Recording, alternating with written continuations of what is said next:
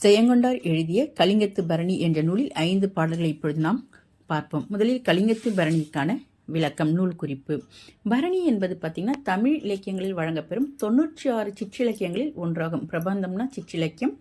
போரிலே 1000 யானைகளை கொன்று வெற்றி பெறும் வீரர்கள் மேல் பாடப்படுவது பரணி இலக்கியம்.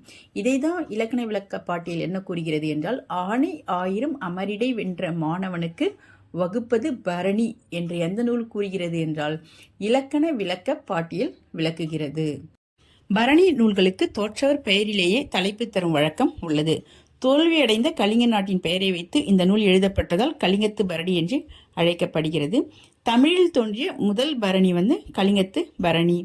இந்த கலிங்கத்து பரணி கலித்த தாழிசையார் ஆனது. 599 தாழிசைகளை உடையது. இந்த நூலை ஒட்டக்கூத்தர் தென் தமிழ் தெய்வ பரணி என புகழ்ந்துள்ளார். இந்த ஆசிரியர் ஏற்கனவே நம்ம பார்த்ததுதான் ஜெயங்கொண்டார். இவர் நூலின் ஆசிரியர் தீபங்குடியை சார்ந்தவர். இவர் முதற் குலோத்துங்க சோழனுடைய அவைக்கள புலவராக திகழ்ந்தார்.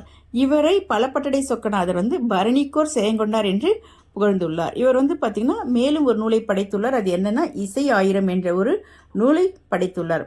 இவர் பார்த்தீங்கன்னா குலோத்துங்க சோழனும் அவருடைய தலைமை படைத்தலைவனான கருணாகர தொண்டைமானின் சிறப்பையும் இந்த கலிங்கத்து பரணியில் பாடியுள்ளார். முகமலர்ச்சி. அதாவது முதல் பாடல், விருந்தினரும் வறியவரும் நெருங்கி உண்ண மென்மேலும் முகமலரும் மேலர் போல பருந்தினமும் கழுகினமும் தாமே உண்ண பதுமுகம் மலர்ந்தாரை பார்மின் பார்மின். இதற்கு என்ன பொருள் அப்படின்னு பார்த்தீங்கன்னா, போர்க்களத்தில் வீரர்கள் இறந்து கிடக்கின்றனர். பருந்துகளும் கழுகுகளும் அவருடைய உடல்களில் உள்ள தசைகளை வேகமாய் உண்ணுகின்றன. அப்போ நாம் சாக நேர்ந்தாலும் பிற உயிர்களின் பசி நீங்க உதவியாய் இருந்தோமே என்ற மகிழ்ச்சியால் இறந்த வீரர்களின் முகங்கள் மலர்ந்து கிடந்தன என்று விளக்குகிறார்.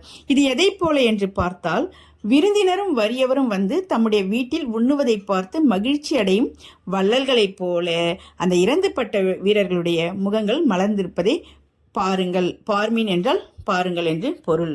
இரண்டாவது பாடல் உலோபி. சாகும் அளவு பிறர்க்குதவாதவரை நச்சி சாருணர் போல் வீரருடல் தரிக்கும் மாவி போவும் அளவு அவரருகே இருந்துவிட்டு போகாத நரிக்குலத்தின் புணர்ச்சி காண்மின்.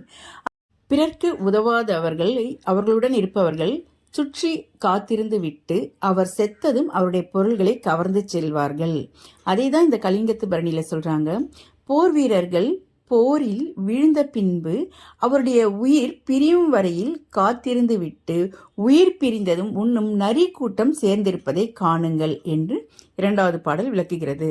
மூன்றாவது பாடல் பொருட்பெண்டீர். மாமழை போர் பொழிகின்ற தானவாரி மரித்து விழும் கடற்களிச்சை வெறுத்து வானோர் பூமழை மேற் பாய்ந்தெழுந்து திறந்த வண்டு பொருட்பெண்டீர் போன்றமீன் காண்மீன் காண்மீன் என்று கூறுகிறார்.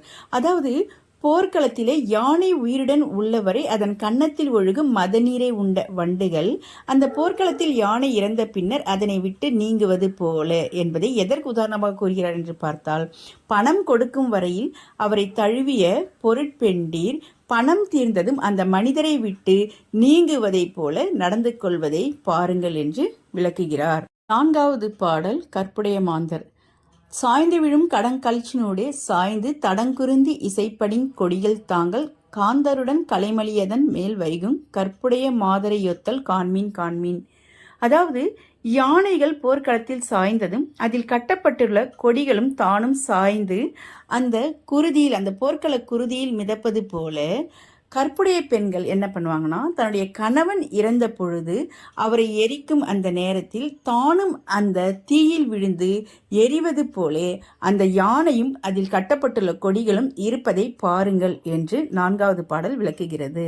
ஐந்தாவது பாடல் இடாகினியை கேட்டல். தங் கணவருடன் தாமும் போகவென்றே சாதகரை கேட்பாரே தடவி பார்ப்பார் எங்கணவர் கிடந்தவிடம் எங்கே என்றென்று இடாகினியை கேட்பாரை காண்மீன் காண்மீன்.